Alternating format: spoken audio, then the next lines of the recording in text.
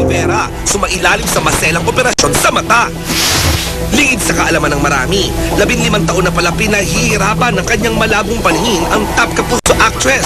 Kaya naman malaking ginhawa raw ang naidulot sa kanya ng eye operation na kung tawagin ay LASIK noong January 11 sa Makati Medical Center.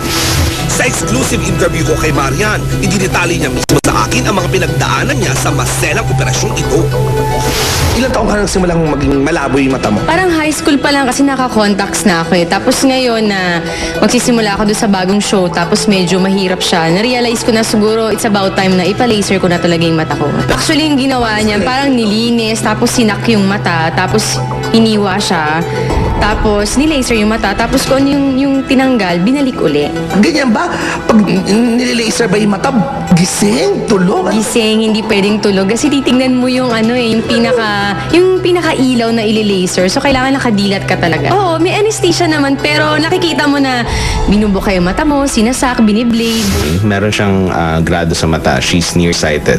So, ang tawag doon is simple myopia on both eyes to a point wherein if she doesn't wear contact lenses or glasses, she can't see anything. So, there are procedures done now. Laser procedure called LASIK. LASIK is a surgical procedure. We make a cut, a thin slice on the cornea, and then parang takip siya na binubuksan. We correct the grade according to the grade of the eye, and then we put back the flap. So it takes about 5 minutes per eye to do, and patient can see 20/20 without anything. So yun yung ginawa sa kanya. Ipinakita rin sa akin ni Marian ang exclusive footage ng mismong operasyon kung saan kitang-kita ang ikinikwento niyang procedure.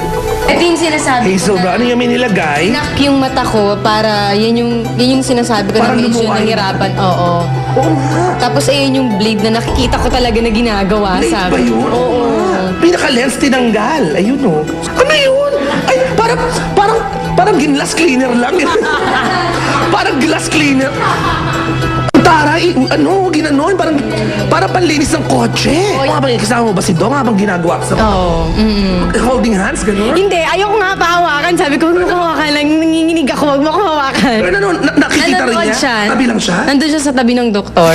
At since sa pag-uusapan na rin lang si Ding Dong, sinamantala ko na rin ang chance na linawin mismo kay Marian ang ilang mga nakakaintrigang balitang aming nasagap.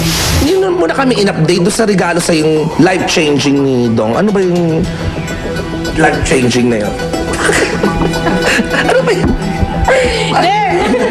Hindi, ganito. Ano ba yung life-changing? Engagement ring na ba yun? Ano, Sis, madami. naglilihim ka na ba sa akin? Ano ba yun? Madami siyang binigay sa akin. Una sa Ano yun? lahat. Pwede lang sabihin? Hindi, yung, di ba? Ano yun? Sabi niya. Yung una, di ba dati binigyan niya ako ng Darna. Okay. Ngayon binigyan niya ako ng Jezebel naman. Na ano? Ang tawag doon na bus. Ang tawag doon parang statue. Ayun. Okay. Tapos, basta may binigay siya sa akin na basta box. Hindi ko lang sabihin yung laman. Tapos yung pangatlo, meron siyang batang tinulungan na mayroong parang hydrocephalus. Tinulungan niya yung bata sa pangalan ko nakalagay na ang alam nung bata, ako yung tumulong sa kanya. So yung singseng, hindi naman yan. Yan! Pala. Kayo talaga. Ikaw, Leslie, kayo talaga. Bili po yan ni Marian. Yan. Hindi yan engagement ring, ha? Mali po tayo mali. Hindi pa. Hindi pa, ha? Hindi pa. Balita ko, 2011, may bagong sasakyan si Miss Marian. Ano ba itong coaching ito?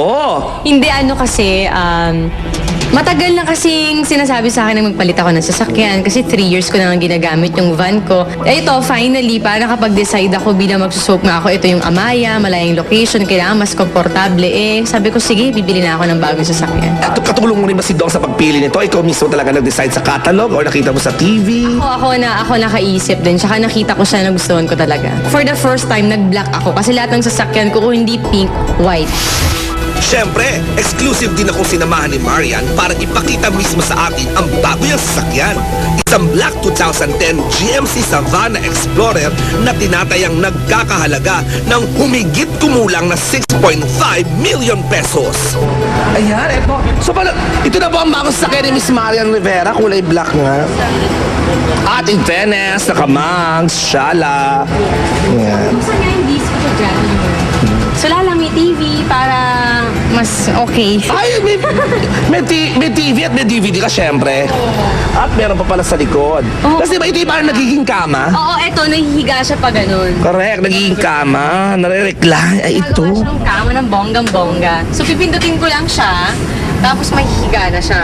Ano yun? Pipindutin yung ano? Dun sa likod, Likod? tapos Magiging kama yun. magiging kama siya. Pero ito, upuan pa rin. Pwedeng iikot, pwedeng ibaba. So, pwede lahat. Ito, parang sa aeroplano. Yung, oo, igaganon doon Ano nakaharap. naman ito? Yan ang... At in fairness, may disco lights. Hindi ko light talaga. Ang taray. Ay, Ayan, okay. Naku, maraming salamat. Yan, ayan po ang mga bago kay Miss Marian Rivera. Bagong eyesight, bagong kotse. Dito, yan, para po sa mga fans ni Marian, syempre pa, exclusive na ihandog ko po sa inyo dito lamang sa Showbiz Central. Yay! Back to studio.